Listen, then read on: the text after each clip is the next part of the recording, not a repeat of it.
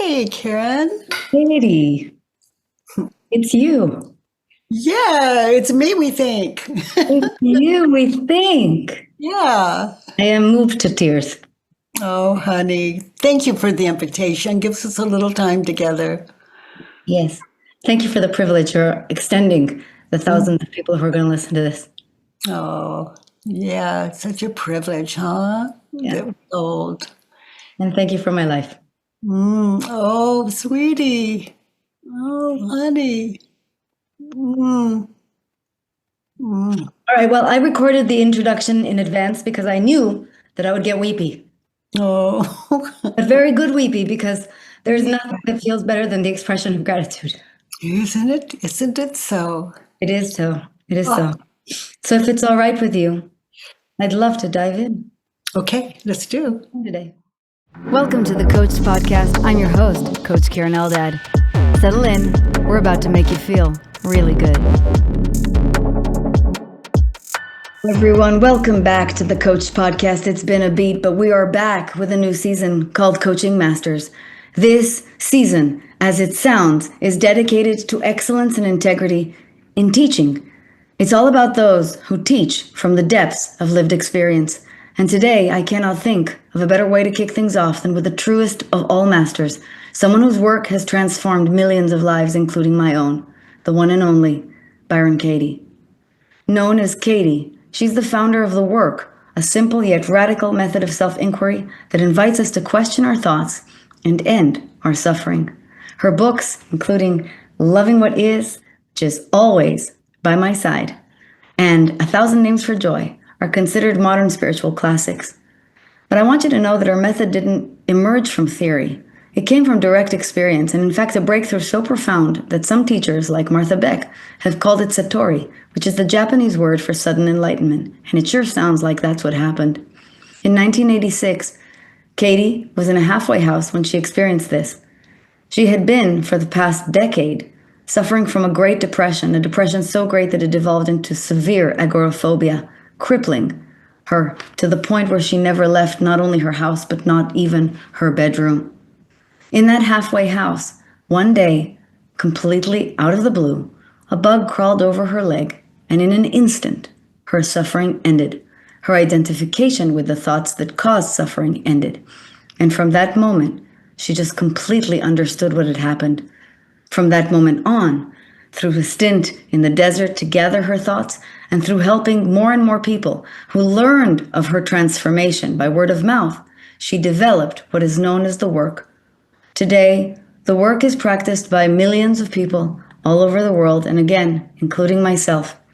It is my hope to welcome her, explore that moment and everything that's come after, and the great generosity that is her teaching. It is a deep, deep honor to welcome Byron Katie to meet with us today.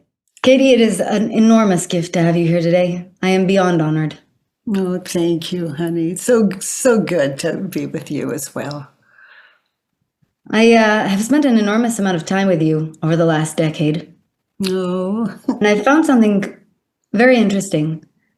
Your pre-story, your origin story, is very sparsely told. This is unusual for teachers. Many teachers, like Wayne Dyer, continue to repeat the origin story again and again until they die. Is it because your origin story was sort of like Eckhart's, a little bit mundane, a bit ordinary, and just you fell into depression, that it isn't told so much? Is it that it's simply irrelevant because of the magnitude of the experience today?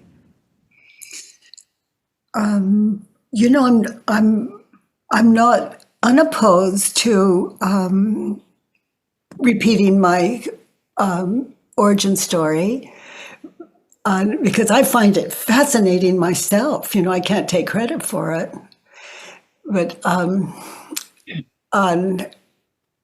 you know, I can only speak for myself. But if you'd like to hear my origin story, I am up for that. I would love to. I would love to. It's really very rare. There's only one channel in which I found a really lengthy or extensive telling of the story, other than, of course, Stephen's telling in the beginning of, Stephen, your husband's telling of the story in the beginning of Loving What Is, and that's the Big Think episode. I'm going to link it below. But I'd love to hear what There was a Katie before 1986, and there was a Katie after 1986. What came before?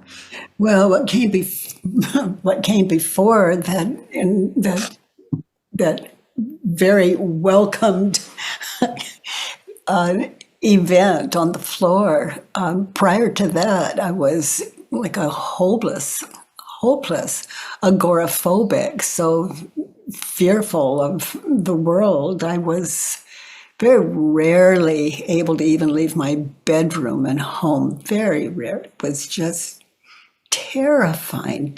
And I can't even tell you what I was fearful of, other than being seen. But I didn't know what being seen meant. It's just a way of addressing it now, of being seen, period. So agoraphobic, and just locked in my head, locked in my bedroom. And one day, as I lay sleeping on the floor, I didn't believe I deserved even a bed to sleep in, even though it was there in the room with me. And sleeping on the floor, and in this dead sleep, a cockroach crawled over my foot, and I woke up. And before the ego had opportunity of identifying as I saw how the world was created. And oh, sweetie, it was just so, it was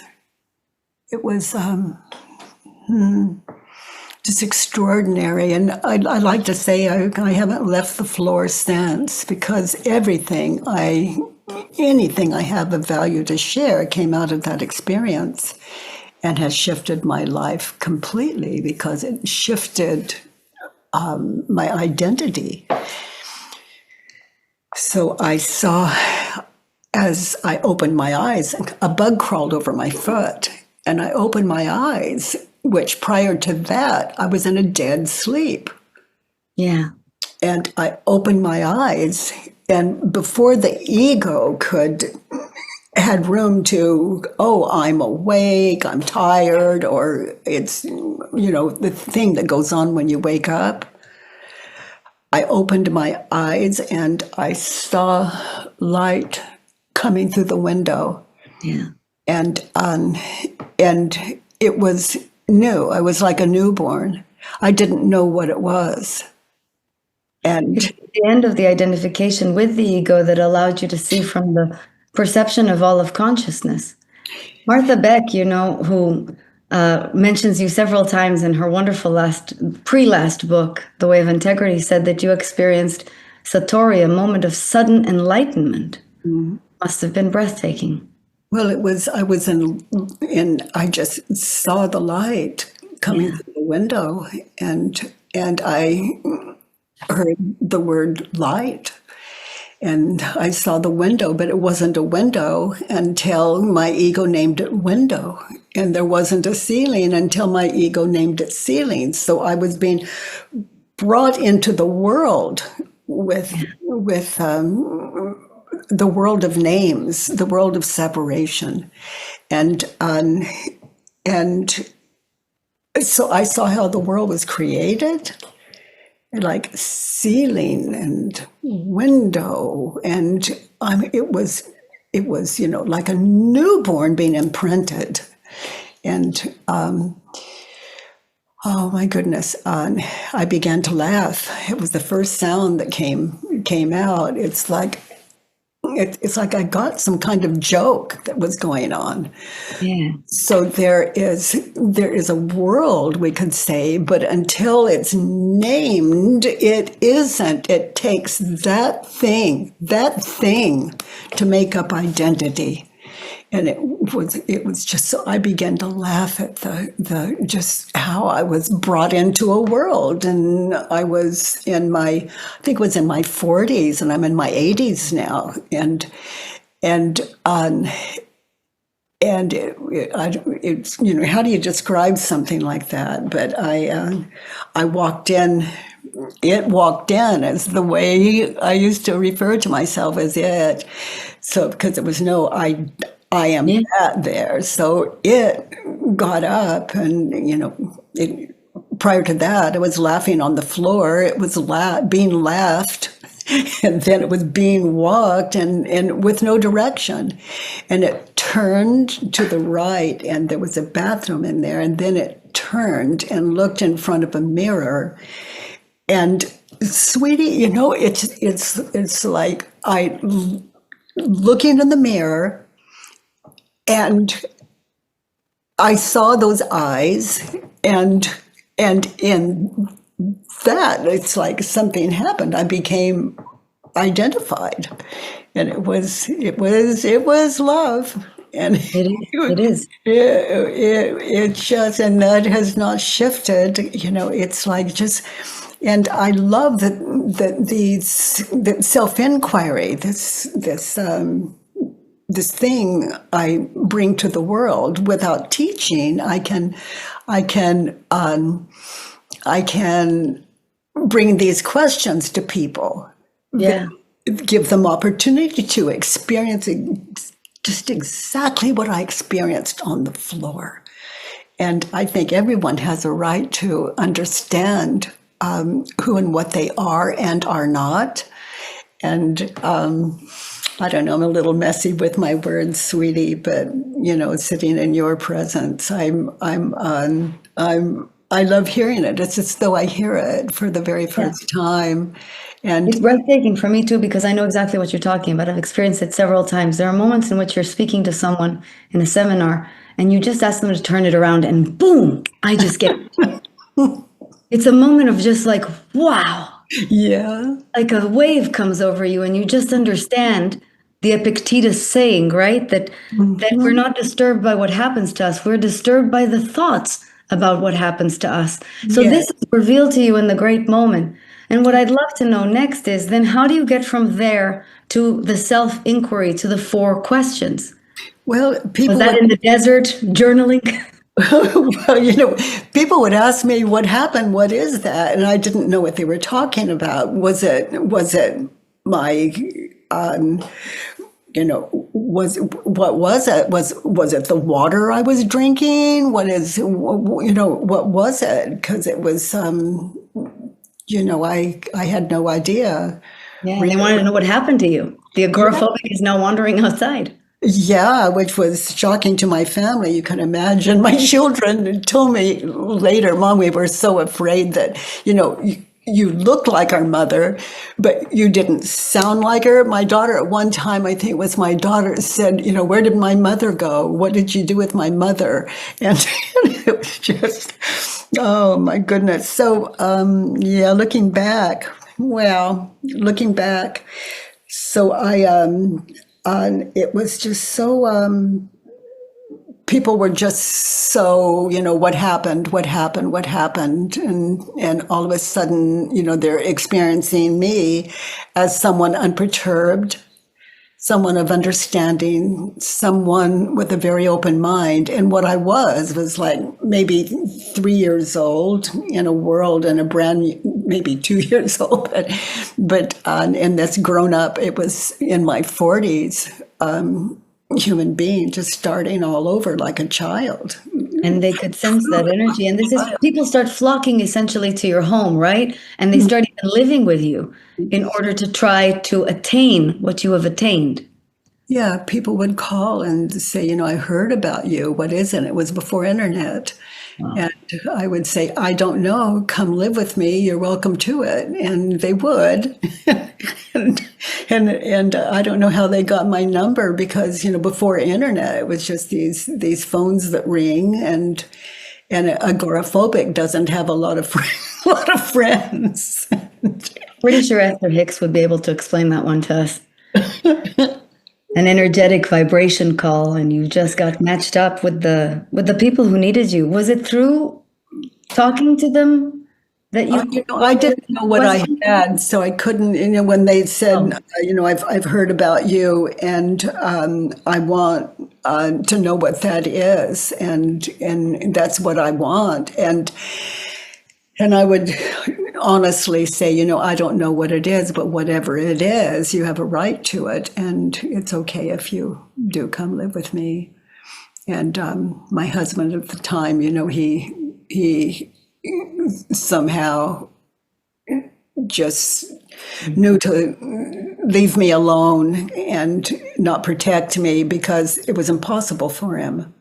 And because I would go out into the streets, I was meeting the world, it was all new. And I love that in one interview you said, one of my funniest questions I've ever been asked was, where do you think you're going, Katie? yeah, he would say, Where do you think you're going? where the hell do you think you're going, Kate? I could hear it in my ears. And I would just think, oh my gosh, honey, that is such an amazing question. Where the hell do I think I'm going? And if everyone stops to consider, we don't know. We think we're going to the market, but who knows what happens along the way? Isn't that true? Just don't know this don't know world. Oh, what a beautiful world. It shows me rather than me thinking I know what it is.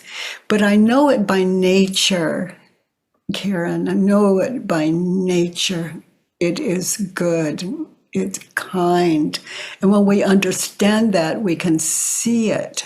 It gives us an understanding of this world that I often refer to as Earth School. It's yeah.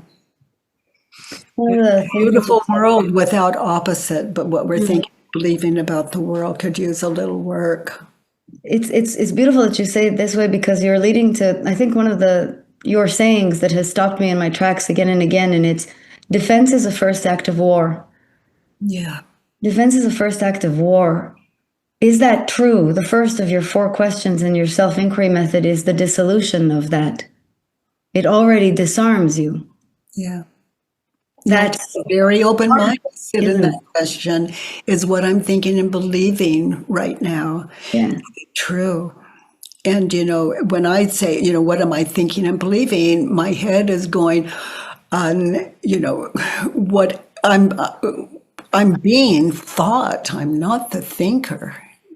Something magical going on, and its wires can be crossed if it goes against our true nature. So we can identify what we're thinking and believing that is causing our suffering and our low self-esteem and our addictions, et cetera, or what's causing separations and divorces and meanness, lack of kindness and awareness. We can identify what we're thinking and believing and put it to the test. It could be true. And just to test that, what I'm thinking and believing that's upsetting me, for example, is it true? And to hold an open mind.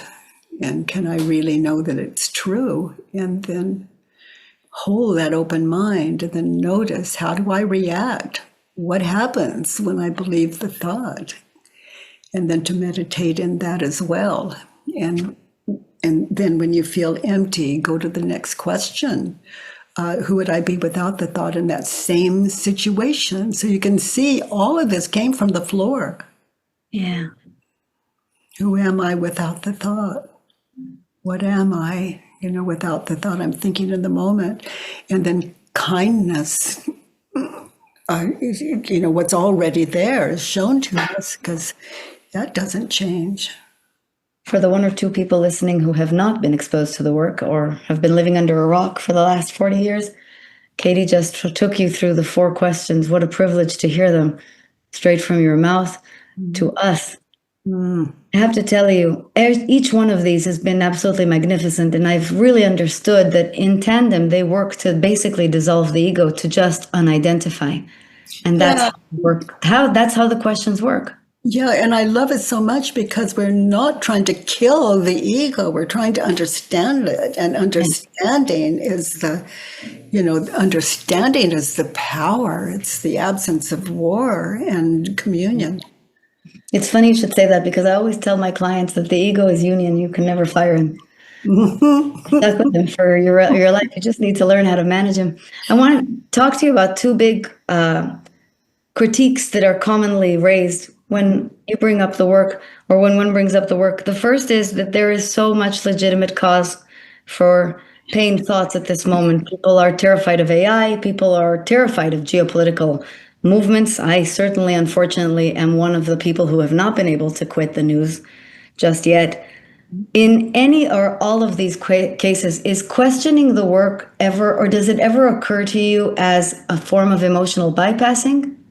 No. It's the extreme opposite. It meets what we're thinking and believing head on. But it does take courage, and it does to ask, is what I'm believing true when we really believe it? To take it on head on with the question, is it true? And then to notice the pain that it brings and the misery and the that it can often bring when we look at how we react when we believe the thought that we're questioning, how we treat that person or those people or those human beings, or how we see them and how fear is created, basically. And then that doesn't move you into a state of passivity, right? So, for example, let's say that I am currently believing a thought like, and this is, of course, completely random, the state of Israel is in terrible trouble. Yeah, so is it true that the state of Israel is in terrible trouble? Is it true that the state of Israel is in trouble? So you see how I've really honed in on those words. Yeah. It's, the state of Israel is in trouble. Is it true? And then it's a yes or a no. It's something to ponder. It could be something that we deeply believe, and it opens up the mind to, could I be wrong? Is it possible? It's not about changing our minds. Exactly. It's about integrity and getting in touch with how informed or uninformed we are. It opens up a whole world. Was it hearsay, or was I there? Did I experience it? And out of that kind of pondering, we find our yes or our no. They're both equal. The thing I'm inviting people to sit in is yes or no. The answers are equal, just which one is the true one for you as you ponder what you're. That's such an important point. We're not trying to drive you to dismissing. No. Something we believe for years, we can move that from our head to paper and look at it and just sit in, is it true? And no matter how many years we've been believing it, that question, is it true, sounds ridiculous. Of course it's true.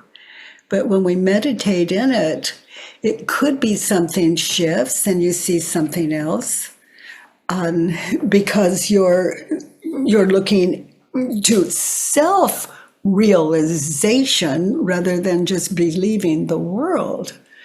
So it brings self-realization, and without even changing your original answer, yes, it's true. Or, oh my gosh, I have no evidence. Oh my gosh, don't know. Oh my gosh, is it true?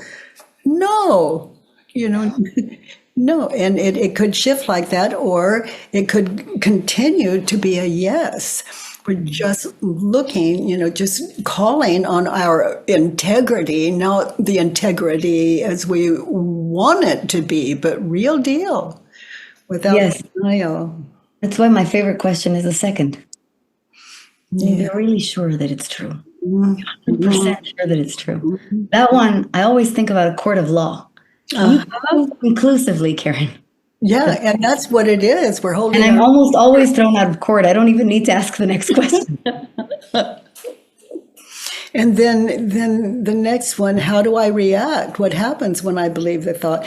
And we can clearly see the chaos we bring into the world. We can see our part. We can see how we treat that other person, and when we're believing the thought or those people. But it's just so it takes so much courage to sit in, that kind of accountability. How do I react when I believe the thought? What do I say? What do I do? How does that feel? How do I treat people and myself? It's all there. And how do I react when I believe the thought, when we meditate in that particular question, just like I invite people to do with all 4 of the questions, of course, and the turnarounds. I love that. And then it stops you from going into the defense and becoming an agent of war. The second criticism that I hear, and made me feel really good about myself reading about it in the Loving What Is book, is that many people find the work almost too simple. Like it's almost like it's too good to be true. This certainly happened for me, and for the first years of my personal transformation, I was like, all right, it cannot possibly be just 4 questions and I'm out. It turns out that it really is. It's breathtakingly simple. Yeah, yeah, and all inclusive. It leaves no opportunity out for us to ponder. And then those turnarounds, we ponder them the same way we would, like, he doesn't care about me. When I turn that around, and I have all the proof he doesn't care, when I turn it around to he does care about me, now I'm going to ponder, can I find one little he does care about me? Oh, he left me. But I mean, we never, let's see, he does care about me. He left me alone today. I mean, for those of us that have experienced like living with someone where it's really difficult, and so it's just the question when we turn it around, just be ready for anything to show up, and it's just mind-blowing. And then another turnaround, he doesn't care about me, I don't care about him. Yeah. And then that involves, to sit in that question involves all the windows of my mind just to throw them open and witness, I don't care about me. And I don't care about me. Yes, the other turnaround. Yeah. That's the one I love the most, is when you truly get a glimpse of what it is the suffering is about. Yeah. Yeah. Yeah, and when I look at I don't care about him, I gave him the look twice this morning. I don't care about him. I could have left that, something of that cookie I ate last night, but I didn't. I ate it. I thought of him, and I don't care about him. And it could be everything from simple and mundane to just really, really abuse that we think the other person deserves. But what does that do to me if I'm into revenge and payback? What does that do to me? Yeah. Everything shows up and it's there. The answer to what does that mean to me? What does that do to me? It all shows up. That's right. And so that's why it's all inclusive. And to those who are listening, we're going to link Katie's incredible worksheets below so that you can use this and you can start practicing the work. And I'm going to link several videos and her book so that you really understand the work. You'll find it not only not simple, but exactly what is needed at all times from A to Z. I wonder, because you experience detachment and you are teaching us objectivity and detachment from our thoughts, whether you ever feel sorry for people. Rather than detachment, it's understanding. Understanding, yes. Which is it's a kind of detachment from where I came from, but it's understanding, as ultimately understanding And what you just said as well. So if somebody, You know, because in the seminars, some people have really tragic stories. yeah. Sometimes we just want to give them a hug. No? Yeah, yeah, and sometimes that's the power needed. Just, oh, someone says, I don't want to do the work. I don't want to. I just, oh, you know, it's just like, well, would you like to be held? If you would, I would like to hold you. And no one's ever turned me down yet, but I understand why they would. Do you ever get overwhelmed by people suffering? No, no, I understand that they're innocent. I understand why they're suffering, and I understand how to support them. That's magnificent. Yeah. The 4 questions, I was wondering if we could use them briefly to explore possibly, I think, the most dogged thought that runs rampant in this particular audience's mind, and it's, I have to work extremely hard for my success. Yeah. So I would. What would you do with Yeah. that? Yeah. I have to work extremely hard for my success. And before I would question it, I would consider what I'm really talking about there, and making sure that I. Okay, so I have to work extremely hard for my success. The first question is it true that I have to work extremely hard for my success? And you know, I'm sitting in that. It's success for me is when I wake up in the morning and I just happily get out of bed. There's no, oh, I want 5 more minutes. Oh, I want, you know, Yes. just happily get out of bed. To me, that's success. And the way I treat people in my head, Yes. the people in my head, there's no one in the house when I get out, but the people in my head, those are the people in my world. And I have to work extremely hard for my success, to love those people, to understand and to care, dead or alive. They're all living in my head. Yeah. So how can I be at peace if I don't understand the people in my head? Because those aren't real people; those are the people in my head. So it's my and the recognition completely of this idea of success. Mm-hmm. Is it anyway? Yeah, and I mean, to a happy life, you know, that's, you know, I have to work extremely hard for my success.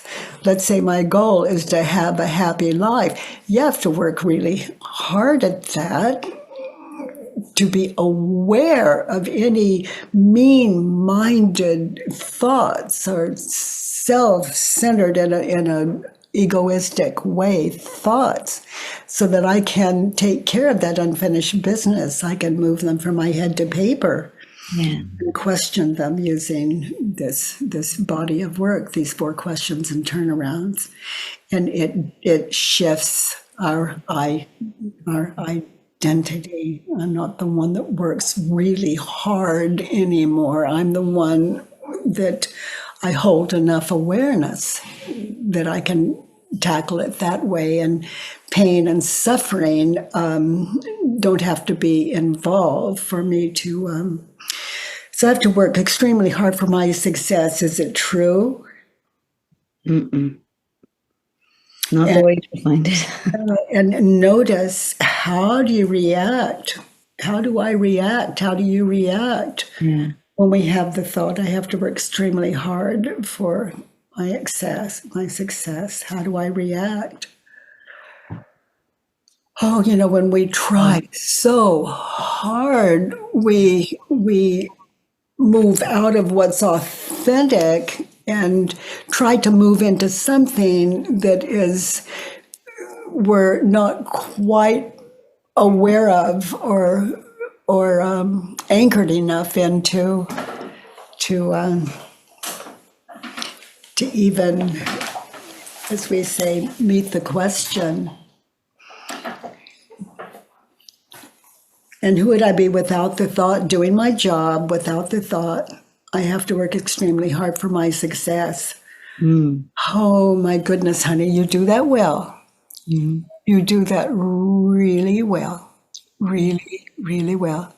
And I don't ever work hard, not even extremely hard, but I don't ever work hard for my success, because it is just, like I walk in the mornings and my ego would say, not today, you're too tired, you did too much yesterday, you're in your 80s, you could fall out there, it's early in the morning, there's no one there to pick you up, you forgot your phone, all of this stuff going on, and just Craziness, yeah. Yeah, just noticing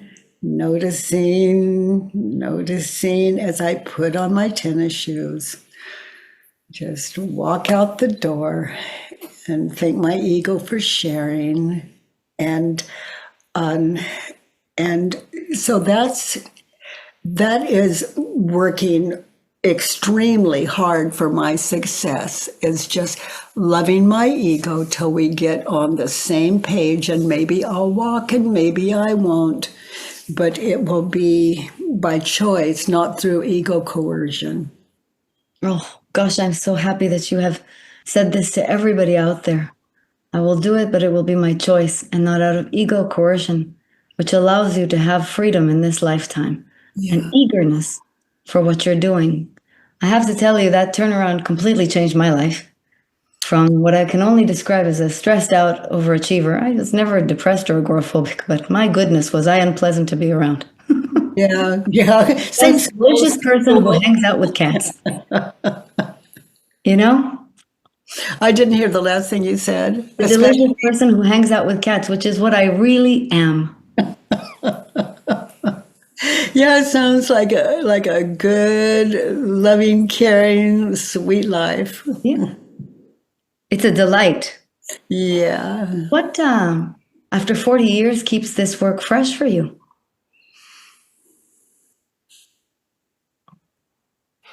Well, the love I experience for the ego and how it wants to live in the world. And I'm for it. It's I don't try to kill my ego, and I don't try to change it. I listen because it could be valuable.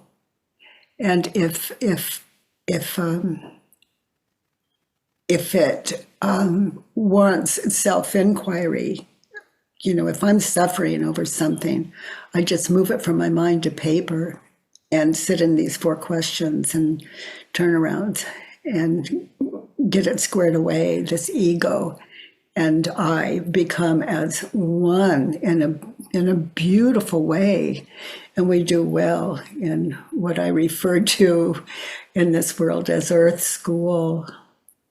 Earth School, everything we have, it's like I cannot find a flaw in this world. And, there are all kinds of military being called into Los Angeles, here in California where I live, and being called into Los Angeles, and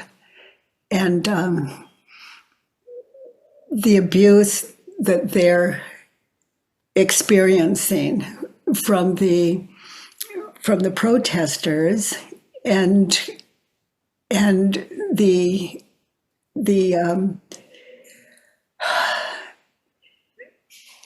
they're ordered to be there. They've sworn, they've made oaths to the military service that they're dedicated to, and they're following orders.